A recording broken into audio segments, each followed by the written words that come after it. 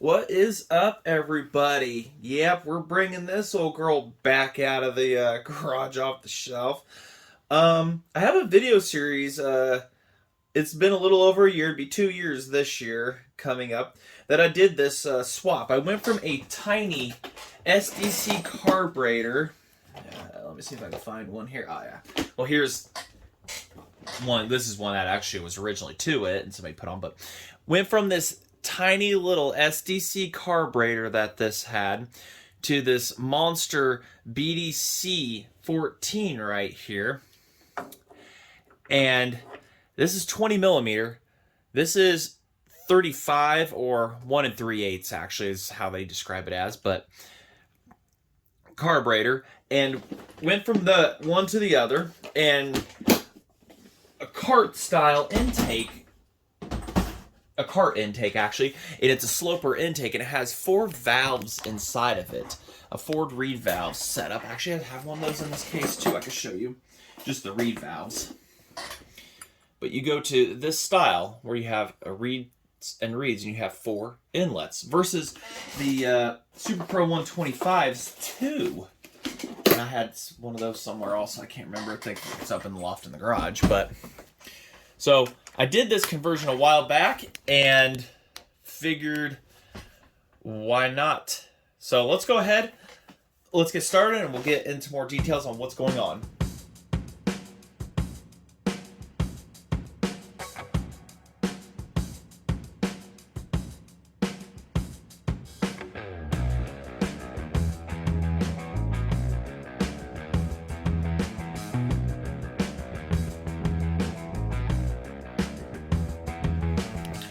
Okay, so last time I tried to start this, handle went, the string said, no, we're not doing this today. So we'll get to that.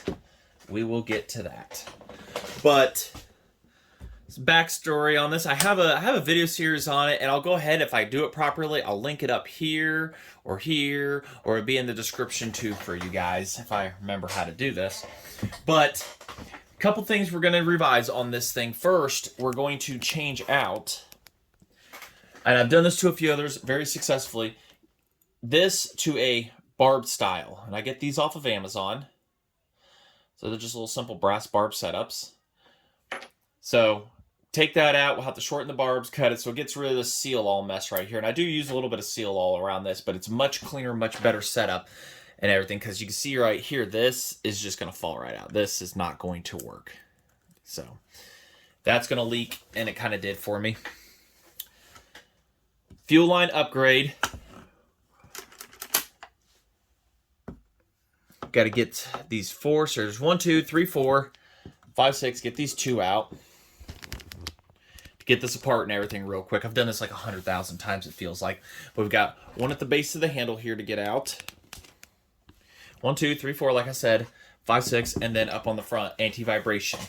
What it is you have to cut out this entire inside to fit this big old carburetor and do some massaging and everything, and 100% custom linkage. And if you really want to, you can make your own adapter to fit a West Coast style air filter on, which I do want to put this on. I may revise or just remake it, but I had to clear it for linkages and stuff and everything, and works fantastic when it's on there. Kind of looks duberish, but it's pretty big, pretty wild. May have to try to find a different filter, but who knows? We'll see what I do. But all right, so the problem I was having with this a year ago, just that's a good place for you. I was having a little over a year ago, was inside of this, and I explained it on a video I just previously did. Actually, you know, it's pressure pulse versus Walbro, but the needle and seat inside of this, the needle and seat don't seal properly on these, because it's supposed to be a rubber tip needle for a BDC 14 into a non-removable seat that comes in BDC 14s. Well, all BDC series are non-removable seats, and the BDC 14s are rubber tip needles. Well, this one has a removable seat in it, so it had been modified at some point, is what I was told by some car guys, Steve, Jesse, and whatnot. They told me that, and I'll go ahead, and you also should watch that video. It'll probably be at the end, and I'll bring you back to it. I'll figure out something. But this is a carburetor that was sent to me by Jesse James, a BDC-14, an actual BDC-14 with a non-removable. This is a pressed fit-in seat. And I just got done putting this in the ultrasonic cleaner, and I showed that on my Instagram. You can see the line there where kind of things crossed over. So it's brand new to me and everything. This thing turned out fantastic. Super clean, ready to go. The insides and stuff like that, all the gaskets that were stacked for this one and whatnot, and everything in here. Got the plate clean. There is a rubber tipped needle right there. And I will be pressure testing all this and everything. But because this one has a seat in it that I cannot find what kind it is into it, I could not get this to seal. It ran fantastic, ran beautifully, but the problem I was having is after it sit a little while, it would just flood the crankcase full of fuel. Like next day, your whole gas tank would be inside the crankcase. You pull it over, you have to take the spark plug out, and it just fuel everywhere. It's an atrocious mess. So this is one of those I couldn't really run. I couldn't really do much with, and it was just horrible. So we'll be taking this out and swapping the plates and everything over to the other one, and then putting it back in, which it's direct bolting, but we're gonna have to also take out the linkage here, this linkage, the butterfly out of this one, and probably the screw over here if it fits into this one, which it should fit in the other. The other one, we may have to massage it a little bit on the side here, because you see here, I had to grind this down a little bit to get it to fit into the tank, and this one will have to have the same fate, more or less. So we got to do that, get the carb swapped over, make sure everything is good, happy with the reeds and stuff like that.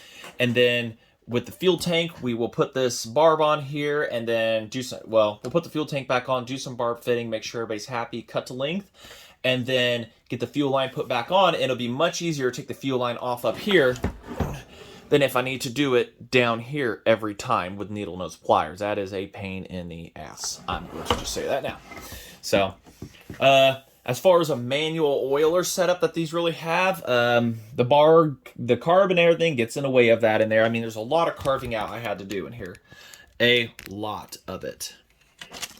There we go. Should have shot some light. So there was a lot of carving out, a lot of stuff that had to be done to get this to fit. But the automatic oil on this works fantastic, so there's no need to even worry about that. As far as a choke, that's what a prime bottle is for. You probably could put a choke on these and be fine. So, but this one, just choke out, just put some prime down it, and just keep hitting it with prime, and it'd usually keep going and stuff, where you just put your hand over it when firing it over. You can modify, you can put original kinds of tops on these here. I gotta borrow one from another project, which we will get to. Believe it or not, with a filter, you can put one of these tops on here, and nobody will know what is underneath of this. You put a filter, you pack it with foam, you know, figure out a way around it. But just screw up, goes up here, your filter, everything, and nobody will ever know. It is literally a sleeper at that point, like stock modified. So that is, I don't know if I'm going to try to do that route, just to make it look cool and like have that wow factor. If somebody's like, well, that's just a normal Super Pro 125, and you pop the top off, and they're like, that's not normal. So still to debate what I want to do with that. But anyways, let's go ahead. Let's get the top off of this real quick, the tank, and then get to digging in here and getting this going. Having done this a million times, it takes me no more but a moment to get it apart.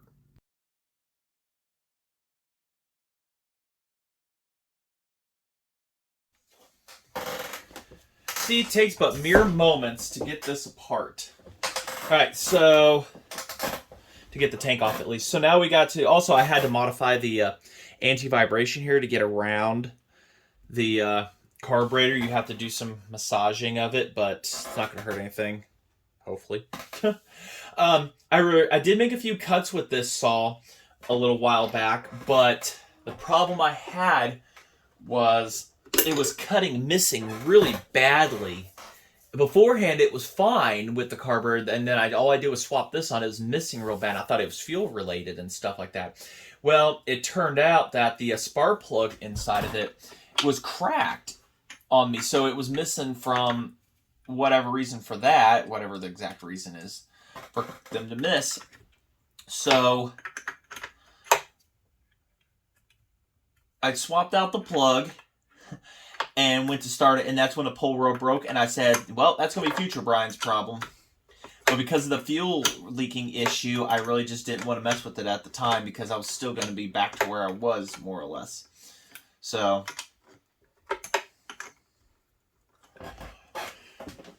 also, another modification, which I found out afterwards, you have to grind down the head slightly, some of the fins, and I'll show you that here in a moment when we get to there.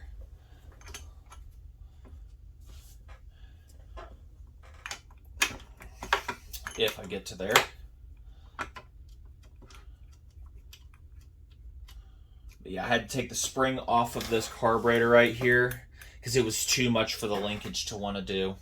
At least from my experience, it was too much for it to move.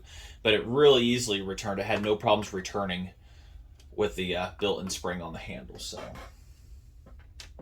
but yeah, you have to grind down this fin right here because to clear the bottom of the carburetor. And also had to clear off the carburetor a little bit. There was, I'd say, a little bit of everything was having to happen to clear stuff. You had to clear off this back portion right here, clear some stuff there, so that everybody was just going to be happy. Pretty much you're putting it together, taking it apart, putting together, taking it apart, put together, take apart.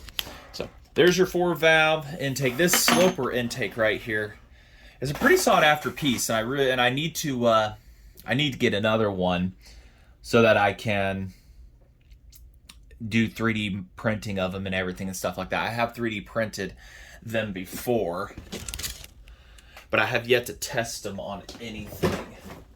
Somewhere around here I've got a 4-valve intake that I printed up, and I probably lost it. Nope, there it is. So yeah, carbon fiber nylon, fit right onto these, but it's not a sloper one.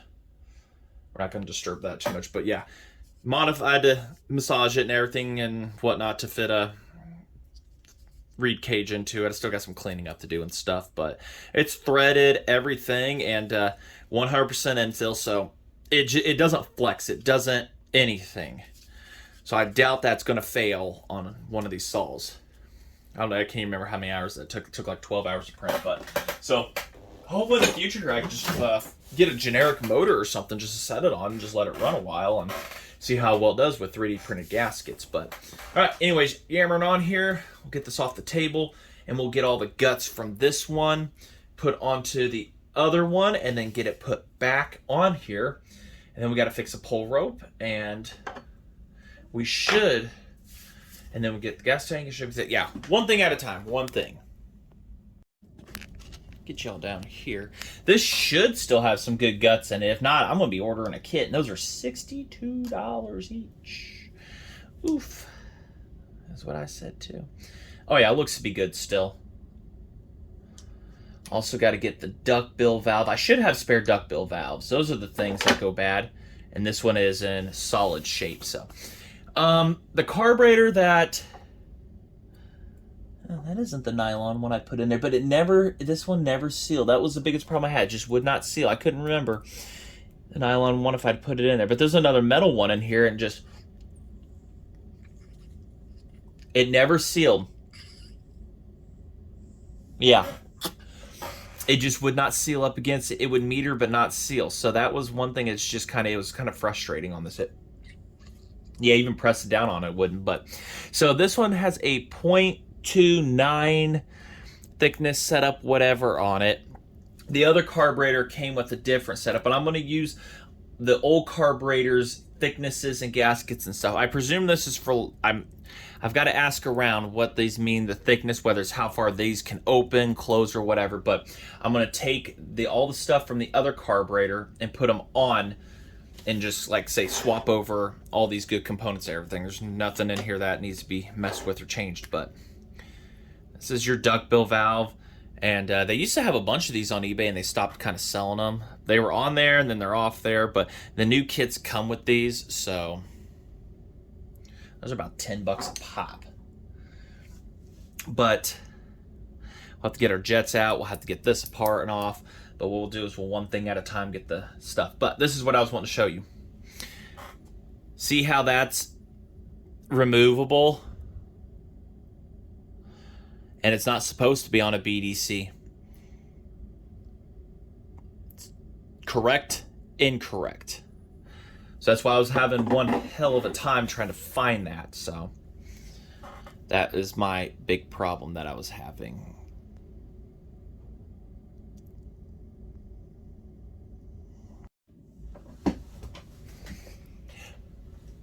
I was going to put this together real quick without y'all, but I figured we'd talk. So, what y'all want to talk about, honestly? I mean, we'll talk about this saw, I guess. So, this is my first Super Pro 125. Oh, that's on the wrong order. Is it? No. No, it's not. First one. And it was on eBay as a part saw. The poor thing. No, hold on a sec. I'm having a ding-dong attack here, how this goes together. Definitely having a ding-dong attack. Should have kept the instructions.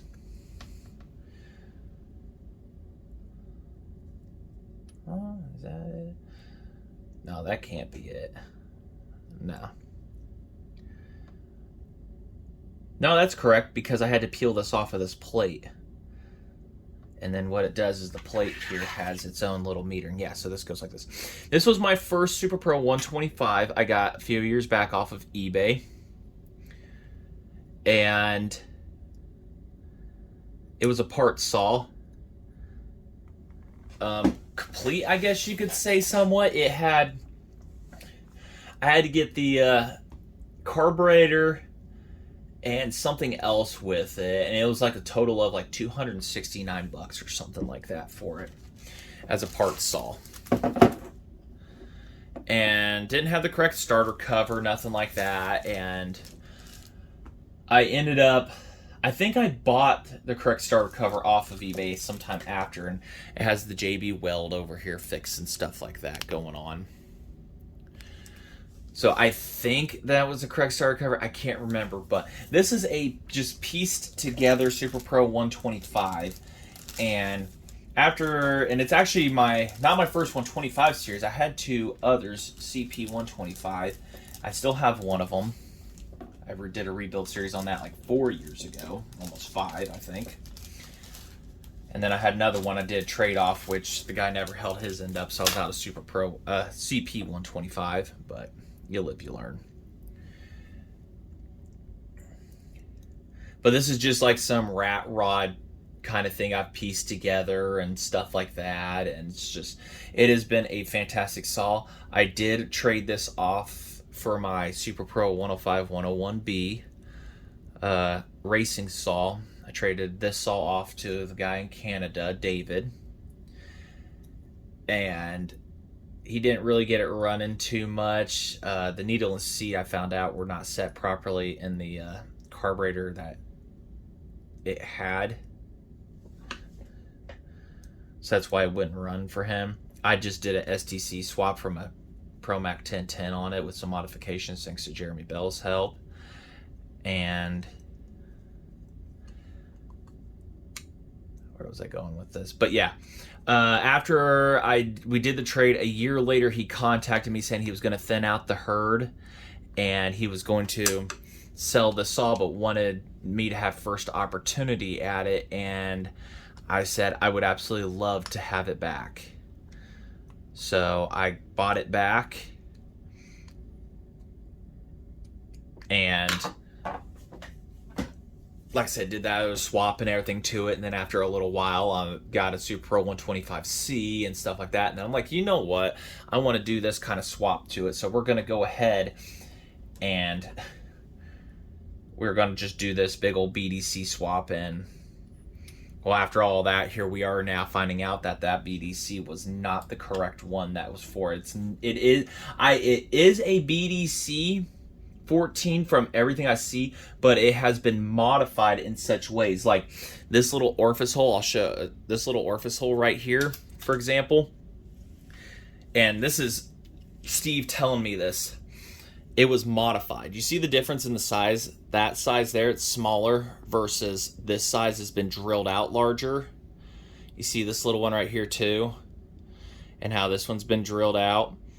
So that's why I'm not taking any of the components from this one, because I don't know what's going on here. Like this one right here. I can't even remember where I got this one at. But that's why we're just putting stock components back in and everything that this came with and whatnot. But no, the saw that started the whole McCulloch thing here is the is a ProMac. It's a ProMac 1010 gas tank with a 710 engine in it, and I still have that outside. I'm kind of thinking of restoring it, bringing it back. It's kind of a really mutt saw. The problem that happened with it a while back was I was tightening the bar stud down, and it broke internally, and I was literally going out to cut firewood, so I had to leave it behind. And it was when I was really starting to get into Macs and everything. So it had to get left behind, unfortunately. It's what ended up happening to it, and it's just been sitting on the shelf ever since. Kind of parted it, took stuff from it. But I plan to bring it back one day, just because it was the one that kind of started all. Yeah. Holds a nice little seal right here. Let up on it. So that is sealing off absolutely beautifully. The pressure tester's outside, but we'll get that here in a bit. So can't forget about your duckbill valve. There's no orientation to it from my understanding. It's just you set it in there and you're good to go. I don't think I should need to. I don't think I have any reason to tear all this apart and look, but I guess we can do a quick investigation here just to make sure everybody's. And of course, that ain't centered. Go figure. That's like off center of the metal part here, but didn't seem to affect how it ran.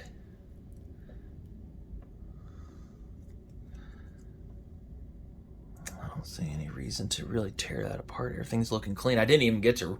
I ran like a tank through this, and it was just that's where the problems just were happening. So gasoline that I was running, it was the. I can taste it. It was the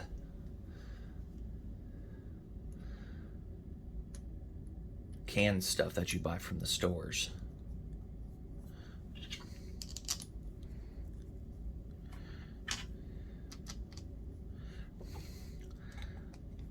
Hindsight's 2020 on that.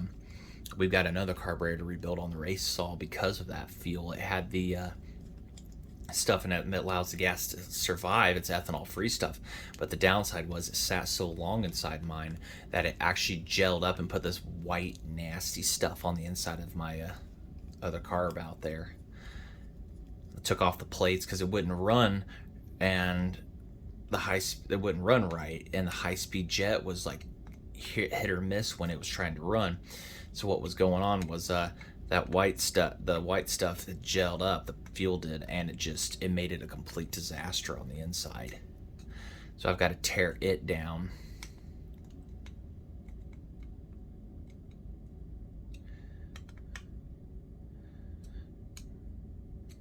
To clean it out and everything. So that's going to be another one. That saw only gets started during the summertime. I'm thinking of taking its alcohol carburetor off of it and putting another type of carburetor on it or something like that. So kind of how things started, kind of how I got a hold of this also. I got to get this linkage out of here. We'll get it transferred over to this, and then this bolted on up there. And just like that, you have a carburetor. Everything's swapped over. Everything's good. Actually, I need to go get the pressure gauge to make sure that's going to hold 5 psi, which I have zero doubts that it will. Everything's swapped. Moves freely. Does as it should. Seals off. The butterfly is centered. Make sure you check that. Put these back to where they were from the other one, but I know everything's going to change. And we should be set to do everything we need to. And I didn't have to, because this one looks like it was a much larger setup for the end there versus this side. But I went ahead and just filed it down for haha. So now it's pretty much in line with everything. So I didn't think it was going to hit to begin with, but we're just going to play safe and sorry rather than take the tank on and off 2,374 times like I've done. And now to slap it all back together and fix the pull rope and wait till there's more sunlight outside to start it. But we'll get there. We'll get there. All right. So needle's off like 1, but the purpose of this really is just to see if it's going to hold. Everything holds steady. So go up to the 6, which should be a 5. Holding steady. Holding nice and steady. So holds pressure. Cool. All right. Get that unattached here. Get her put on. Versus the other one, it worked best as a sieve.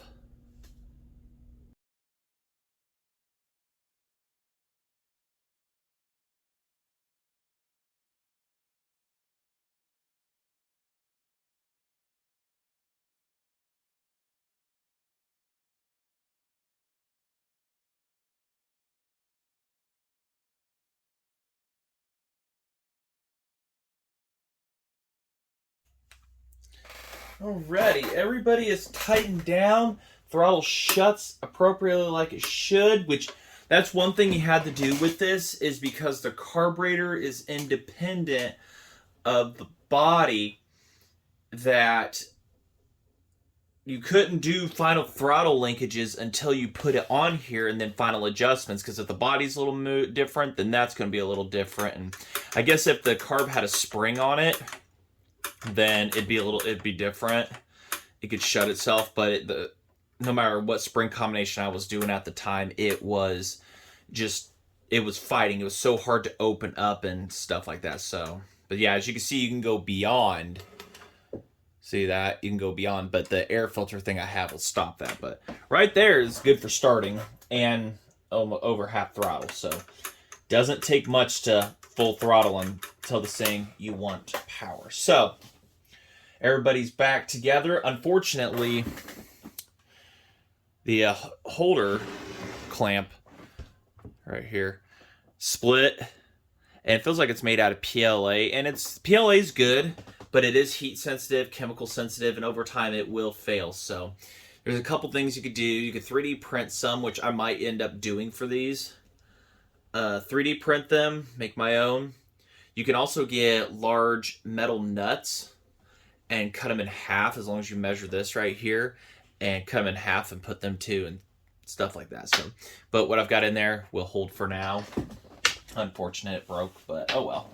And the print orientation on one of them is different from the rest, so it kind of makes me wonder how I'm going to look at that and do that too.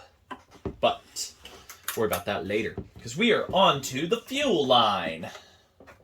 And my pickup on here fits terribly into here. Perfect. I don't even know if I have a bigger one in there or not, but we'll at least get the line hooked up here first. So get you all situated up here. We've got to get this through the tank.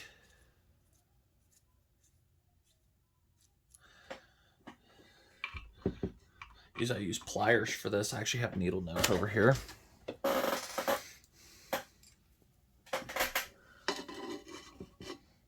This is where you become an acrobatics and become an A+ in acrobatics. Put your finger in there, Push it through. And then you kind of measure how much you're going to need. Inside, you could just leave it as is. You don't have to shorten that. Right here is where it kind of goes custom length. But as you can see, here's an instantly, that's just 1,000 times better. And McCulloch did this back in the day. They, on the 440, I had a video on that and stuff like whatnot. I explained what to do on that when it comes to the fuel lines and everything. I think it was that one. But when McCulloch was, they would have a large barb on their carburetors, and then a small barb on their factory ones that came out, and they were press fit, you know. And then on the inside of the tank was a big barb. Why? What were they overcomplicating here? I don't understand. So one little hack you were able to do was swap those. You had two different sides on the fuel ends. It made no sense. So one thing you were able to do was unscrew that, swap it around, and you can use a custom fuel line that was the same for the Tildeson side, the flatback side to here, and then you had the other sides or whatever on the inside. It made no sense why they did that. It's one of those little things you just want to question. Why, guys? Who hurt you? We might be able to leave this barb alone, because the fuel line comes right to here. Cut it, and then we'll have length inside the tank to do what we need. So that's, hold on. Nope, hold on. We got to make sure we clear the throttling over here, because it wants to hit the fuel line over there. You see that? That's another thing. So that's why I kind of had to go up like that. But we'll probably have to cut 2 barbs off. We'll cut the line, and then we'll fit, and then we'll press it on and see what we can do here. Because that's always going to hit that ever so slightly. But it never stops it from full throttling. It always just pushes it out of the way. And I knew that was going to happen when I took on this project too.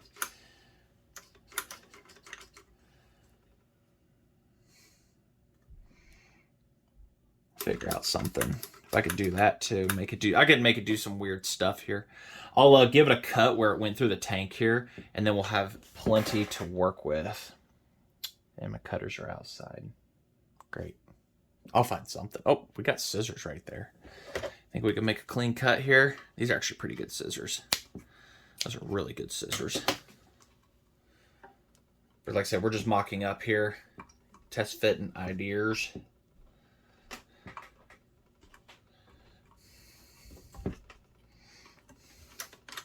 Oh, that fits beautifully. It just barely touches.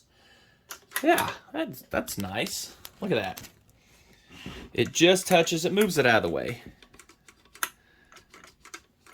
I think we're gonna do that. So we need to get that seal-alled, and we'll put this inside the tank with it too. That's why I put the nut on the outside here, so you can tighten it. That's why I do that. Another little thing you can do also is put this on the inside when trying to put it in there too, if you don't needle nose, and then line it up with the hole and put it on that way. So, all right, let's get all that done. Unfortunately, we're not going to be able to run it until the seal all cures, but we can't run it until we do that too. And there's tons of videos on that, so I'll probably just skip that process. There's a lot of them, and just get that done up real quick. Of course, the giant thing of rope is outside, you know, where everything's at. Go figure. Got a little seal all around there. Let it, you know, cure up a little bit, tack up. And then, if you don't have needle nose, like I say, you can always use the line to push through. So it makes its own kind of gasket there.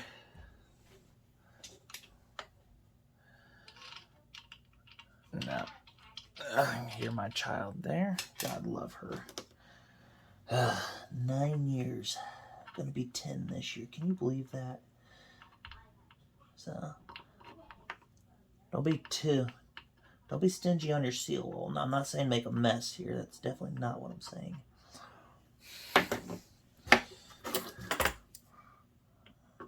We definitely want to seal up your threads, though.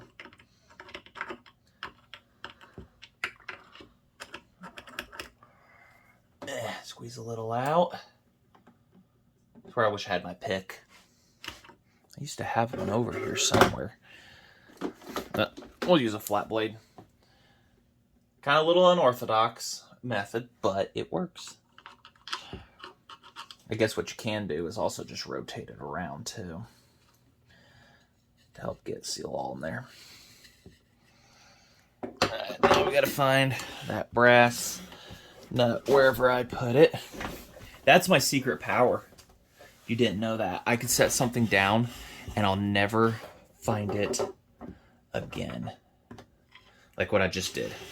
I literally set that brass nut down and I've lost it. Somebody was yelling under the pliers.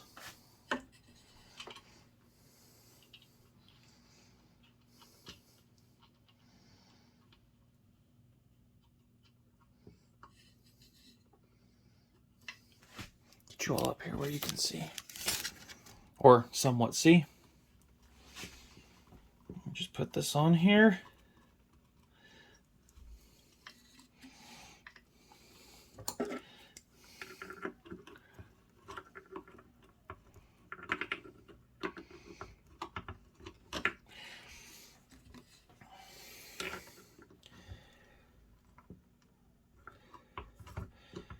This is where you get another pair of your favorite pliers.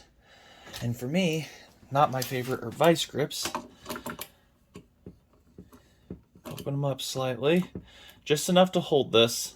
And then you get in here and you tighten this nut down.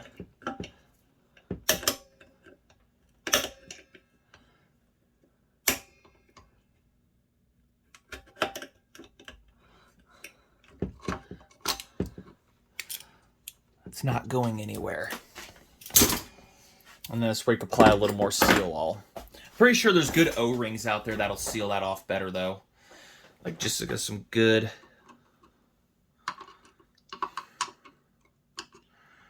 Yeah, I'm pretty sure O-rings, a little thread sealer, will do the trick. Never really looked into that. I don't do this every day though.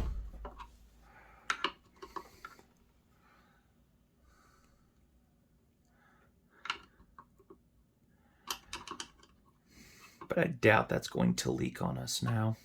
And it's a much better secure connection. So now when I got it to, if I have to take this carburetor off, I hope I don't have to. We should be ducky.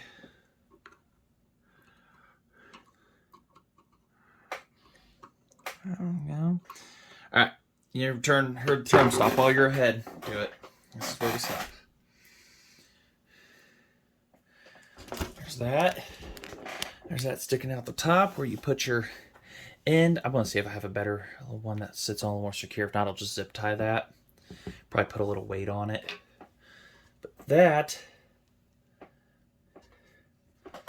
hooks up to that just beautifully. Yep. We have full range. It's gonna, like say, it touches.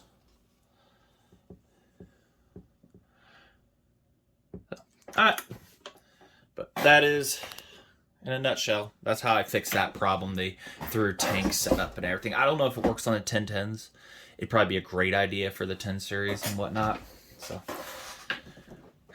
alright, well, I'm going to skip the boring part of doing the pull rope, but we'll be back. I don't know at what stage. We'll be back, yeah. The on and off switch on this never worked on this, so that's why we just used the pull stop, I guess you can call it. I'll probably get back to that one day. But I'm like I say, save you the boring part of putting a rope back on. And we shall be back, whether it be a few days, a week from now, or whenever, because I am making this on a Sunday evening. Just got done fixing up a coworker's tractor. So, no video on that. That was just one that I had to sit down and listen to music, drink my coffee, and have a little bit of me time. Every now and then there's just projects I just don't do. I don't film them. So, alrighty. Be back. And after you get all that done, just wrap it around.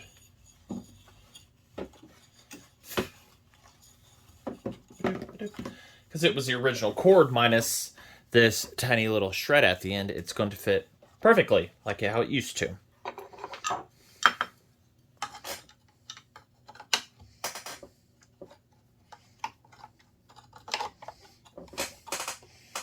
It's going to fit perfectly like I said. See? Nice and in there. So that's fixed, but it's too dark out to go do anything. Remember, there's also a 36-inch bar that hangs off the end of this, and it's outside on the shelf where this was pulled from. So I was not hauling that in here, taking it off in here. It can just sit outside. So we'll let the seal all cure, and we'll see when I get back to seeing if this is going to run and cut without a miss, a stutter, stumble. And it's still running off of points, too. I haven't even checked if the ignition was still good on it, but I need to. I think it was firing over last time, and it just... cord, like I said nope, and I said, alrighty, see ya. So, decompression's on. Oh, yeah. Tons of compression left in her. Probably need rebuilt one day, but...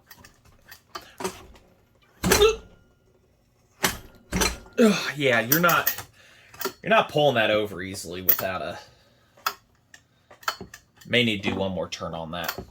Or it goes blah, blah, blah, blah, blah, blah, blah. Yeah, may need to do one more turn around that. So...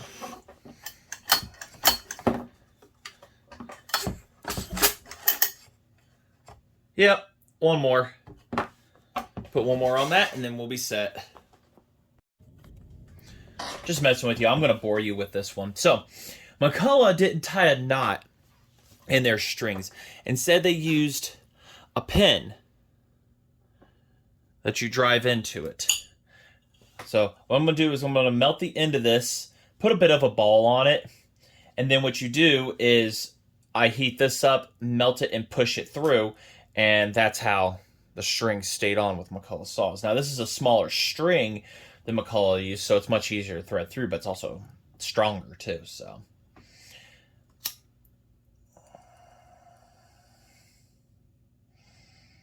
I use a mini torch, but who knows where that went. And then just... kind of rinse and repeat that process.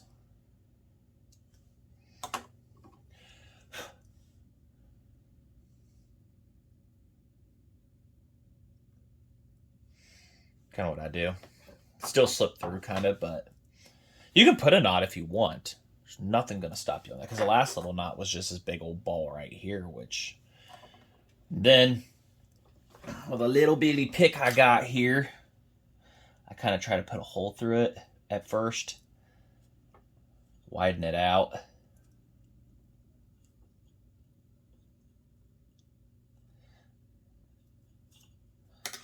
And then it completely shuts up on you, which is just perfect.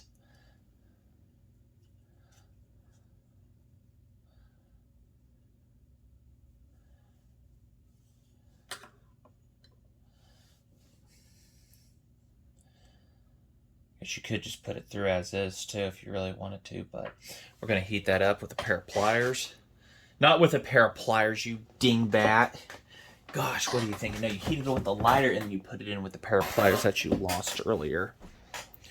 Yes, the pair of side cuts that will work flawlessly for this. And just heat it up, and then this process will take me 1,200 times to do. Put it in the blue part of the flame. Get her nice and toasty now.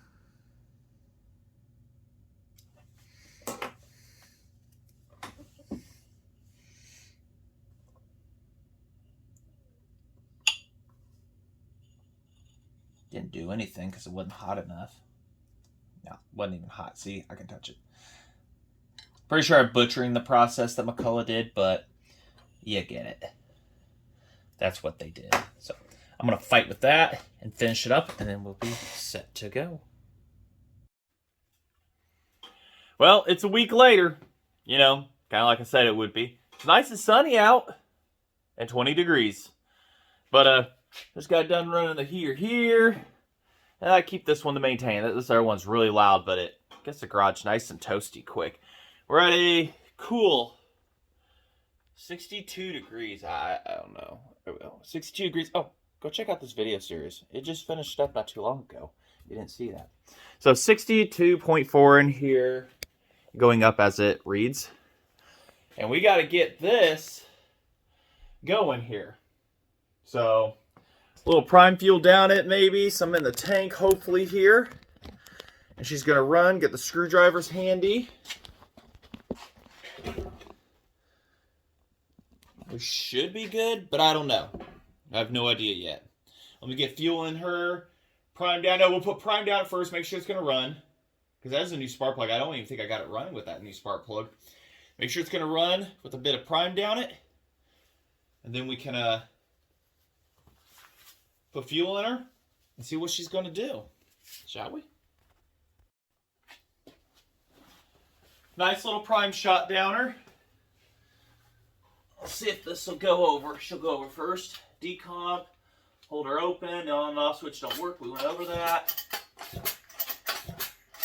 I see smoke. No more smoke. I see an exhaust leak.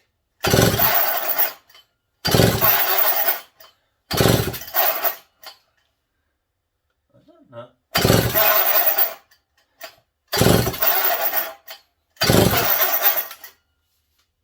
I hate this rope. Look at that. It broke. Flash forward 20 minutes. Okay, to hell with that pen on this, because that's where it broke. So I just knotted it up, heated it up a little, stuck it in the old vise, and smashed it. Now we can put a big old knot in there. And mind you, I run the string on everything else and it doesn't break. It just broke because of where the pen was. So it's just going to live life inside there. Right there.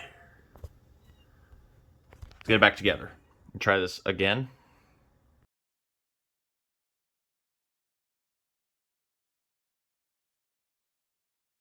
So I went and got a coffee and discovered after my first sip that the condenser wire was undone. So after putting that back on, I had spark restored.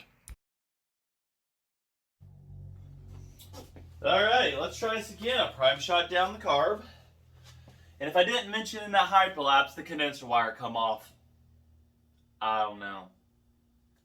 So, yay. Nice and warm right here next to the heater. And good view.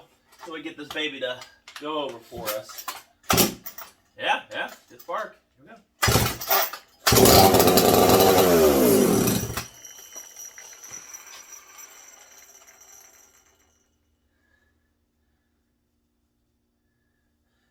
Let's redo that idle here. So everything is good, happy there. Just a touch. All right. Yeah, when you overfuel these, they kind of like to pop back on you. That's how I know my CP125 is ready to get the choke taken off of it and fire over. Oh yeah, push the button.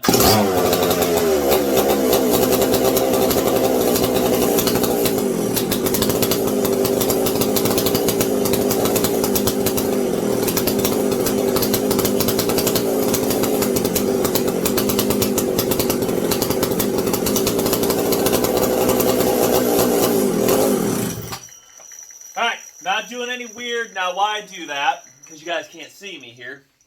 The reason I do that is to make sure it's not going to do any weird running away when I'm feeding it fuel. And I was feeding it an amount it probably want to take. So, it wasn't when I'm adding it, it's screaming and running. So, that tells me everything's more or less going to be alright and it's ready to put fuel inside the fuel tank.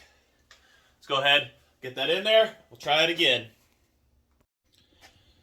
Now, in my ProMax 700 video, one of them, a viewer said they like how they see the real struggle, the true starting of one of these saws. It's not fancy editing or anything.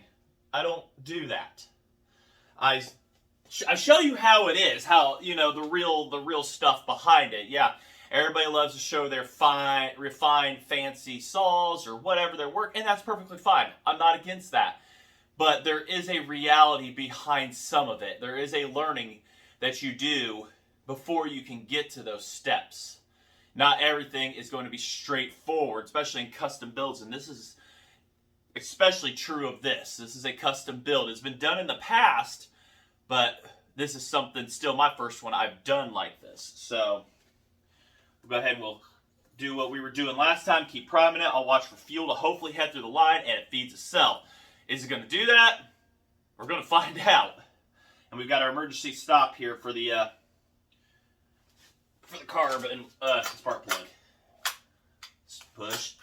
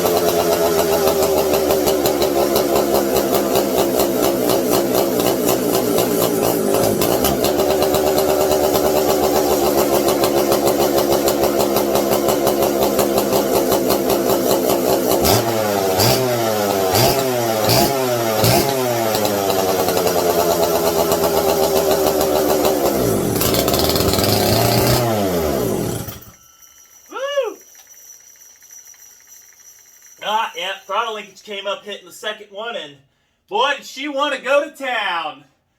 Should have seen all the fuel just pour out of that high speed. So the low speed is the low speed is lacking. It's the idle circuit. Despite ultra cleaning it and everything, there's something going on with the low speed circuit to where it's not quite feeding it enough. It's pulling fuel. I mean, it just, you see it come right through, and when I opened it up, it just sucked all the air right out of it. So yeah, it's stuck on me. That's why we have the emergency stop there. Quick response time. So we're good to go again. Let me get a reset here, and we'll try it again. Air stuff out. Yeah, what I did there at the end when you saw me put my hand over it, that is like doing a choking where it forces it to,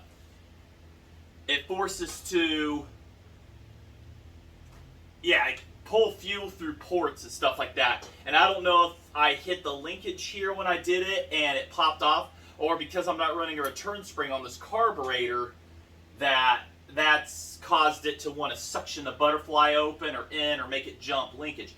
I need to put some kind of spring or whatever on this carburetor to help, at least something to help return it a little bit. My problem was when I had that, I couldn't, no matter what linkage combo I did, it wouldn't want to open that. So garage is kind of aired out. We'll try for take 2 here, but it's still cold out to even make a cut with this or anything like that, even if I did. And well, not too cold, but Also, just like a real lack of wood. And the only bar I've got is a 36-inch, and I don't want to rip anything off another. So this may have to do a part 2 when it warms up and actually have availability to wood. But the low speed is kind of doing a weird thing. The idle, I should say, is kind of doing a weird thing. But at least the high speed was good. I mean, like I say, it would just pour in the fuel out of there. These carbs, as I've described, can, and as I've said, I mean, and Steve said, they can provide more fuel than what these engines can consume. It can actually just flood this engine right out. So, let's just squeeze in there. See if we can do this again.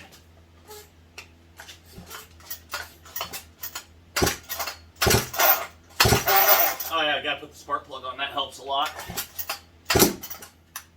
Lots of fuel.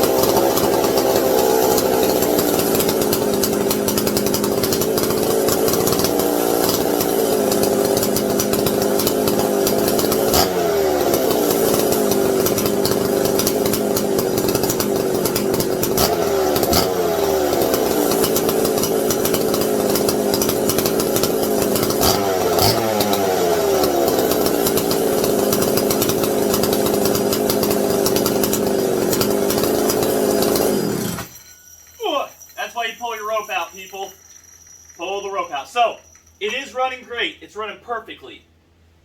I need a return spring on the throttle because what it is it's holding it open ever so slightly and causing a high idle. I'm putting my finger in here and it's wanting to shut it all the way.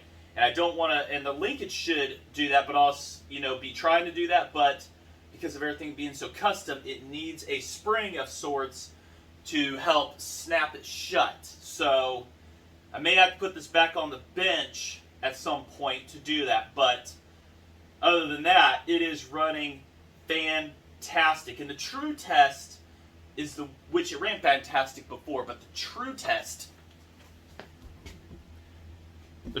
is going to be if it sits here for an hour, 2 hours, overnight, actually. And if it floods out the crankcase, because that was the problem I had with the air carburetor. Other than that, I would have never reached out to trying to get this problem that I didn't know was a problem solved and find out that that carburetor was wrong. It was drilled and tapped for a seat, which BDCs don't have, and I have a video on that I made previously. And this one is just running fantastic, just like the other one, but let's hope it doesn't leak. And also, at least I got the fuel system, the barb and everything is so much better on this. Let's go ahead and let's fire it up again. Like I say, I'm sitting there holding it shut. So, and it's on the idle screw. It's just, I have to hold it shut because it wants to open up ever so slightly. But that just sounds fantastic through the earmuffs and loud. Ugh.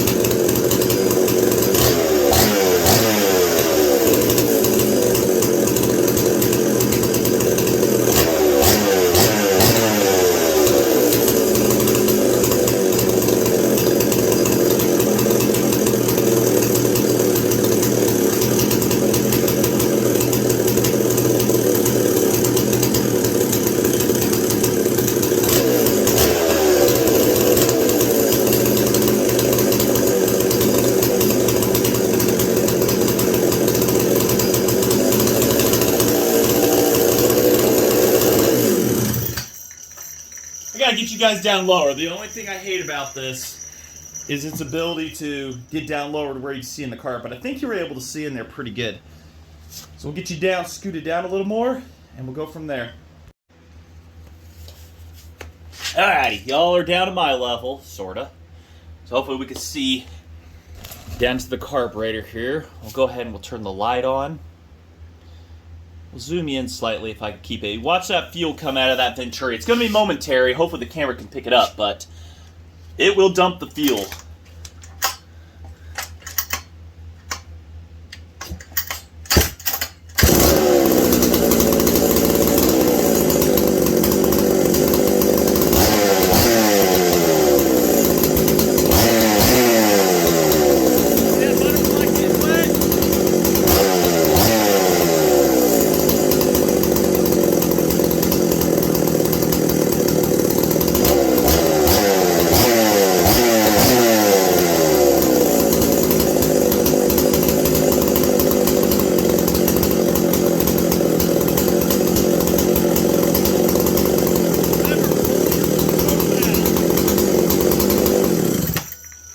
See that? Pull that rope out. I can never stress that enough to you all. It's just briefly coming out of the high speed there when I blip it. So I think it'll be ready for a cut, but we'll wait till a little warmer weather. Because I kind of want to montage, I want to have all the saws going so we could just make one cut with one cut with another. We could just have, you know, 100cc montage. Maybe we'll toss in some smaller, just under ones. But I like this. This has turned out pretty good. I just really want to thank the guys who the cart guys who have helped with this and everybody else's knowledge and stuff like that. This has been a very rewarding build. This is almost 2 years, I want to say, it's been going. We got some touch-ups to do. She looks ugly. She is an ugly saw, but she is wonderful. Got to get a new sprocket put on it over here before I really make a cut. It is absolutely wore down. See if you guys can see it. It is just wore down. So there's maintenance to be done on this and everything, but goal has been met. Get a different carb on this and just have her running. But I got to intend to get a spring on this. I don't know what action I want to take, if I want to put one back on the shaft or kind of rig one up that goes to somewhere else on here because of all just the linkages. The one that goes around the shaft is really aggressive. So, and it probably could. I don't know. I doubt it'll bind up, but I have enjoyed this. I hope you all have enjoyed this. And my second rebuilding montage of the rope. And like I said, I wasn't going to put a knot on it, but I did. Oh, all the legs are trying to do their own thing here. Carry this with it. But yeah, montage, the everything, the coffee run I had to do. Amazing, took a sip, and then I saw the condenser wire was undone on it. I think it'll pull a 36-inch bar real good. I don't want to run this real high without a load on it, though. I'm just one of those that tries not to do that, at least with this big old girl. I've seen when these go boom, they go boom. It's not fun. It's not pretty. But I do want to thank you all for watching, and if y'all could subscribe, because we've got more big carburetor action coming up. And I'm thinking there's a certain saw I'm looking at to my right that might get another WB14 that arrived in the mail. Check out my Instagram at... It's Mr_Mac_Gray. It's also up at the top of my channel in the community section. You can find me there. And we might be sticking another big old carb on one of these and really seeing what we can do. I'm not sure if I want to put it on that or something else. I might just put it on that. But what is that, you may ask? That girl right there has a really nice WB series on her, but I want more. So I'm yammering. It's nice out. May go enjoy the day with the family when the wife gets home. And just want to say thanks for watching. And if you can smell this garage, it smells like culottes and 91 octane that has been burnt. That is a smell hopefully you all can appreciate. Hopefully one day I can see you all at saw shows and stuff. I really want to try to get to those and meet up with you all, and y'all get to enjoy handling these and this one here too. I'm rambling, and I got stuff to do. So just want to say thanks for watching, and if there's anything you want to see that I may have missed or anything, I'll try to explain that a little more. So, later.